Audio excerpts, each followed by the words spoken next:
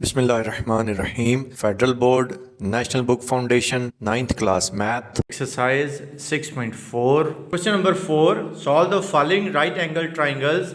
अब एक शॉर्टकट भी मैं आपको यहाँ पे बता दूं, अगर राइट एंगल ट्राइंगल में 90 वाले एंगल को छोड़ के बाकी दोनों एंगल सेम हैं तो इनके अपोजिट साइड्स भी सेम होंगी। यानी कि अगर ए और बी दोनों 45 हैं तो ए के सामने वाली साइड और बी के सामने वाली साइड ये दोनों भी इक्वल होंगी। यानी कि यहाँ पे मुझे सॉल्व किए बगैर ही पता चल चुका है कि ये 4 है तो ये भी 4 होगी। First part, triangle A B C where C is equal to 90 degree, A is equal to 4 centimetres and C is equal to 4/2 centimetres. Question number 4 का जो फर्स्ट पार्ट है उसमें एंगल सी दिया हुआ 90 डिग्री, ए के सामने वाली साइड होती है स्मॉल ए, वो हमें गिवन है 4 सेंटीमीटर।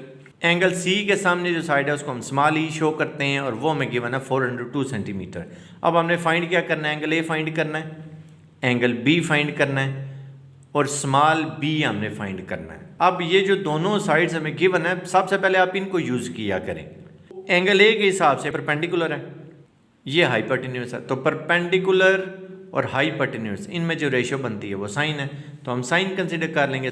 थीटा यहाँ पे हम ए को कंसीडर कर रहे हैं, sine theta is equal to perpendicular over hypotenuse, यानी कि साइन ए हमारे पास आ जाएगा 4/4/2। परपेंडिकुलर और हाइपोटेन्यूज इनकी हमने सिर्फ वैल्यूज पुट कर दी, 4 से 4 कैंसिल हो गया, साइन ए आ गया 1/2। अब साइन की वैल्यू 1/2 कितने डिग्री पे होती है, 45 डिग्री पे। एक एंगल हमें पता चल चुका है 45। अब एक शॉर्टकट भी मैं आपको यहाँ पे बता दूं, अगर राइट एंगल ट्राइंगल में 90 वाले एंगल को छोड़ के बाकी दोनों एंगल सेम है तो इनके अपोजिट साइड्स भी सेम होंगी। यानी कि अगर ए और बी दोनों 45 हैं तो ए के सामने वाली साइड और बी के सामने वाली साइड ये दोनों भी इक्वल होंगी। यानी कि यहाँ पे मुझे सॉल्व किए बगैर ही पता चल चुका है कि ये 4 है तो ये भी 4 होगी। अब अगर राइट एंगल ट्राइंगल है तो उसका बेनिफिट ये होता है कि 90 वाले को छोड़ के बाकी दोनों एंगल का सम हमारे पास 90 आना चाहिए, तो एक 45 हमें पता चल चुका है। हम क्या लिखेंगे, angle A plus angle B must be 90, angle A is 45 degree, वो हम यहाँ पे पुट कर देंगे, तो 90 - 45 आ गया 45। एंगल बी भी हमें पता चल गया 45। अब सिर्फ एक हमने साइड बी फाइंड करनी है, उसके लिए हम पाइथागोरस थ्योरम यूज़ कर लेते हैं। Hypotenuse square is equal to base square plus perpendicular square, यानी कि C square is equal to A square plus B square. C की वैल्यू हाइपोटेन्यूज हमें गिवन है 4/2 पुट कर ली, ए भी हमें गिवन है परपेंडिकुलर वो हमने पुट कर लिया।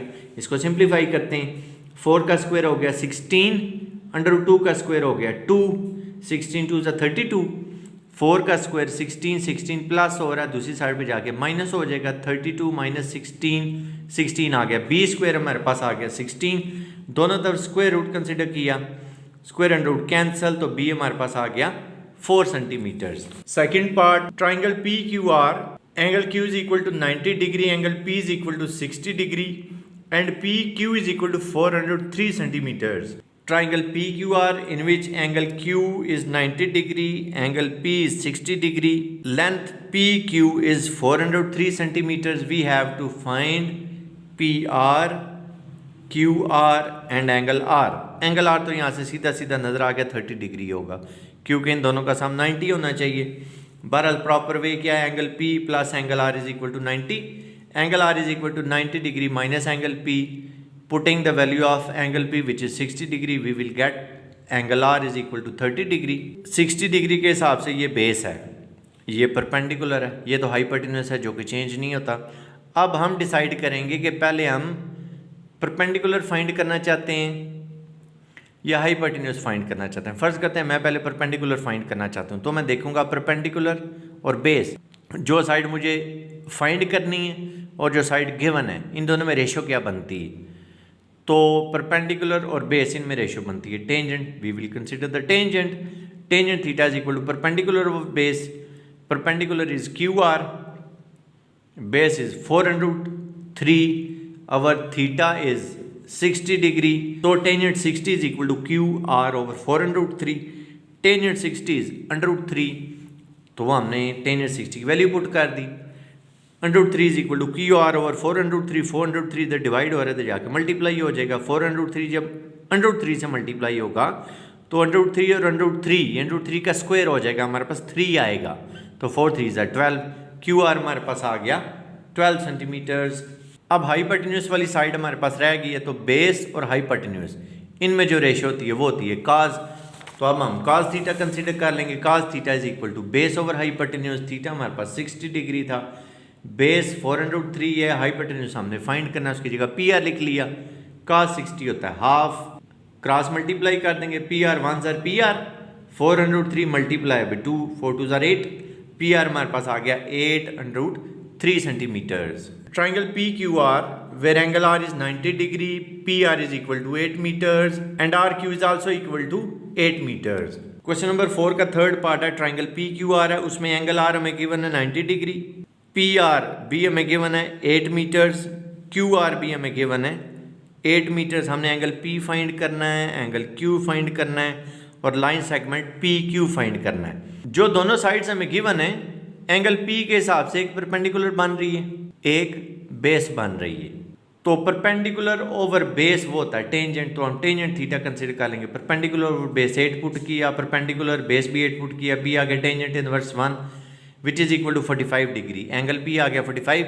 बल्कि पहले मैंने आपको ये बात बताई थी कि अगर परपेंडिकुलर और बेस ये दोनों सेम हैं तो ये एंगल भी इनके अपोजिट सेम होंगे, यानी कि अगर ये दोनों 8 8 हैं तो ये दोनों भी सेम होंगे। 45 45 रखेंगे तभी तो 90 पूरा होगा।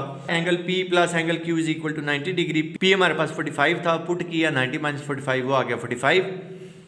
पी क्यू जो है वो हाइपोटेन्यूज है, वो हमने फाइंड करना है। Hypotenuse square is equal to base square plus perpendicular square, base भी 8 है, परपेंडिकुलर भी 8 है, 64 plus 64 which is 128। Taking square root on both the sides, तो पी क्यू आ जाएगा रूट 64 इंटू 2, क्योंकि 64 इंटू 2 होता है 128, 64 का रूट है 8, तो पी क्यू आ जाएगा 802। Triangle X Y Z where angle X is equal to 90 degree, Y Z is equal to 16 metres and X Z is equal to 8 metres. Part 4 triangle X Y Z in which angle X is 90 degree, Y Z 16 metres and X Z 8 metres. Unknown elements कौन से हैं? Angle Y हमने find करना है, angle G हमने find करना है, x Y side हमने फाइंड करनी है। अब ये जो दोनों साइड्स हमें गिवन है, वाई के हिसाब से ये परपेंडिकुलर बन गया, ये हाइपोटेन्यूस है, तो परपेंडिकुलर और हाइपोटेन्यूस इनमें जो रेशो होती है वो है साइन, तो हम साइन कंसिडर कर लेंगे। Sine Y is equal to perpendicular over hypotenuse, values put कर दी, 8/16 आ गया 1/2, तो साइन की वैल्यू 1/2 कितने डिग्री पे होती है? 30 डिग्री पे। एंगल वाई आ गया 30 डिग्री। इसी तरह Y plus Z is equal to 90, तो जी आ गया 90 माइनस वाई, वाई की जगह 30 पुट किया, जी आ गया 60 डिग्री। पाइथागोरस थ्योरम यूज कर लेंगे, hypotenuse square is equal to base square plus perpendicular square. Hypotenuse हमें 16 गिवन था, बेस एक्स वाई हमने फाइंड करनी है, एक्स जी हमारे पास 8 है, वैल्यू पुट की, इसको सिंप्लीफाई करवाया, एक्स वाई स्क्वायर हमारे पास आ गया 192, taking square root on both the sides. 192 होता है 64 मल्टीप्लाई बाय 3, 64 का स्क्वायर रूट 8, तो एक्स वाई हमारे पास आ गया 803 metres. Triangle L M N, L M is equal to 10 centimetres, M N is equal to 8 centimetres and N L is equal to 6 centimetres. Very important. Question number 4 part 5 triangle L M N, L M 10 centimetres, M N 8 centimetres, N L 6 centimetres. Important part है, उसकी वजह ये है कि इसमें तीनों sides हमें given है। अब ये तो हमें पता है कि ट्राइंगल राइट है, लेकिन हमें ये नहीं पता कि इसमें राइट एंगल है कौन सा, एल है, एम है, एन है। तो पहले हम हाइपोटेन्यूज डिसाइड करेंगे इनमें से कौन सा है। एक तरीका तो सीधा सीधा है कि जो सबसे बड़ी साइड होती है वो हाइपोटेन्यूज होती है। यहाँ पे सबसे बड़ी साइड है 10, तो ये 10 हाइपोटेन्यूज है। दूसरा तरीकाकार क्या है कि आप पाइथागोरस थ्योरम यूज़ करके चेक भी कर सकते हैं। देखिए 8 का स्क्वायर 64, 6 का स्क्वायर 36, 10 का स्क्वायर 100, 64 प्लस 36 आपके पास 100 आ रहा है, 100 इज इक्वल टू 100।